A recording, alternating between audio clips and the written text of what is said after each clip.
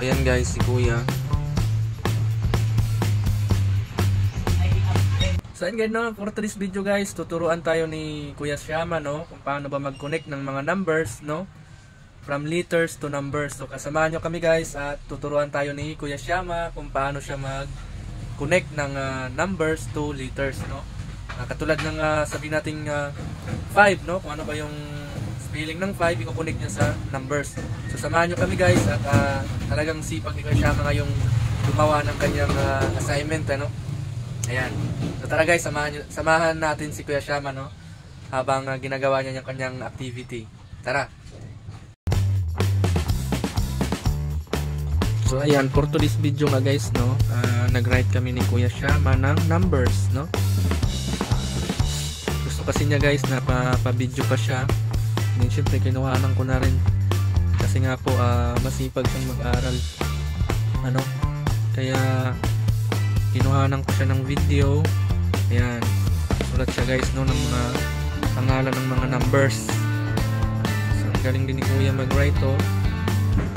Ayan.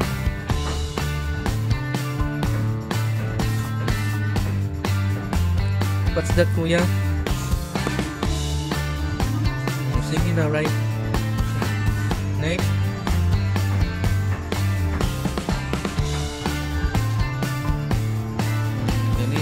Next.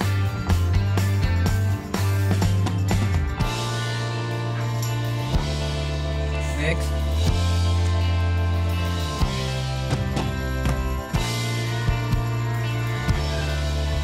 Next.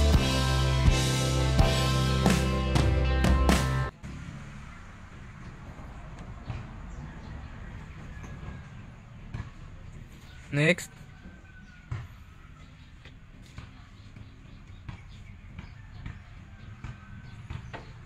Small n, small e. Next. Very good. Right namang number.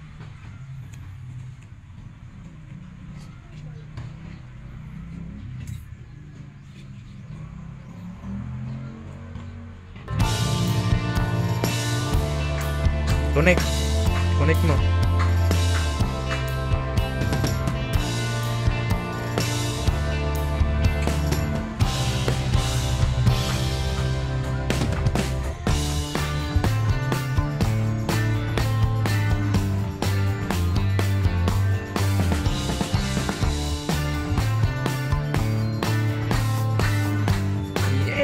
Very good, Kuya Shama.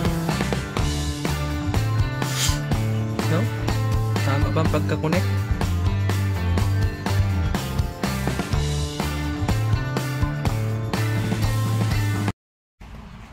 Okay, ready. Gusto ni Kuya Shama guys, no, na mag-write, no? Connect niya yung each number, no, kung ano ba yung mga pangalan guys. Gusto niya magpa-video, no? And then, syempre, kinuhaan ko na rin dahil nga yun yung request niya. At tingnan natin guys kung tama ba yung kanyang mga ginagawa, no? Ayan. Tama ba yung pagkakunik mo, Kuya? Very good. Daw? Taon ta daw? Good job.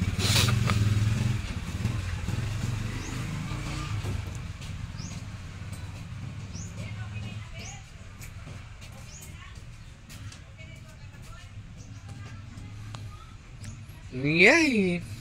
Tama ina? Tama dili? Tama. Daw, lukta daw. Daw, lukta daw kung tama ang ano ni Kuya. Answer.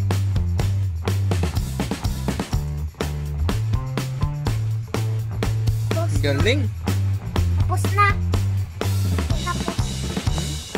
Perfect si Kuya, oh, pag-write, no? Ano ba yung mga name? No, katulad ng 1, kung saan ba dyan yung 1, 2, 3, 4, 5, 6, 7, 8, 9, and 10. Galing! Good job!